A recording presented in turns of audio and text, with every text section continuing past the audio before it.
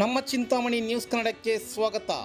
ಮಾಜಿ ಜಿಲ್ಲಾ ಪಂಚಾಯತ್ ಸದಸ್ಯ ಗುಡೆ ಶ್ರೀನಿವಾಸ ರೆಡ್ಡಿ ಅವರು ರೈತರ ಸಾಲ ಮನ್ನಾ ಮಾಡಿದ ಮಾಜಿ ಸಿಎಂ ಕುಮಾರಸ್ವಾಮಿ ಅವರನ್ನು ನೆನಪು ಮಾಡಿದರು.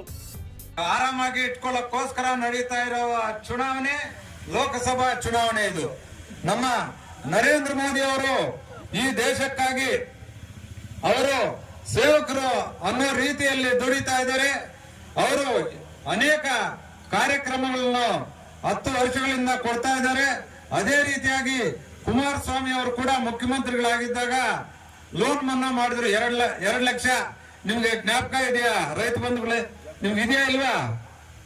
ಏನು ಮಾತಾಡ್ತಾ ಇಲ್ಲ ನೀವು. ಚೆನ್ನಾಗಿ ಆಗಿದೆ ಅಂತ ತಮ್ಗೆಲ್ಲರಿಗೂ ಗೊತ್ತಿದೆ. ಅದೇ ರೀತಿಯಾಗಿ ರೈತರಿಗೂ ಕೂಡ ಅನೇಕ ಯೋಜನೆಗಳನ್ನು ಮಾಡ್ತಾ ಇದ್ದಾರೆ. ಮುಂದಿನ ದಿನಗಳಲ್ಲೂ ಕೂಡ ಇನ್ನ ಅನೇಕ ಯೋಜನೆಗಳನ್ನು ಕೊಡುವವರು ಇದ್ದಾರೆ. ರೈತರಿಗೆ ಅನ್ನಭಾಗ್ಯ ಯೋಜನೆಯಲ್ಲಿ ನರೇಂದ್ರ ಮೋದಿ ಅವರು 5 kg ಕೊಡ್ತಾ ಇರೋದು ಕೇಂದ್ರ ಸರ್ಕಾರ.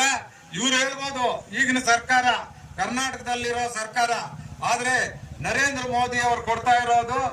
ಅದೇ ರೀತಿಯಾಗಿ ಈ ಸಾರಿ ಚುನಾವಣೆಯಲ್ಲಿ ತಾವು ಆಶೀರ್ವಾದ ಮಾಡಿದ್ರೆ 10 kgಗಳನ್ನು ಕೊಡ್ತೀನಿ ಅಂತ ನರೇಂದ್ರ ಮೋದಿ ಅವರು ಅವರ ಒಂದು ಮ್ಯಾನಿಫೆಸ್ಟೋದಲ್ಲಿ ಹೇಳಿದ್ದಾರೆ. ಆದ್ರಿಂದ ತಾವೆಲ್ಲರೂ ಕೂಡ ಭಾರತ ಜನತಾ ಪಕ್ಷಕ್ಕೆ ಮತ್ತು JDS ಪಕ್ಷಕ್ಕೆ ಆಶೀರ್ವಾದ ಮಾಡಬೇಕು.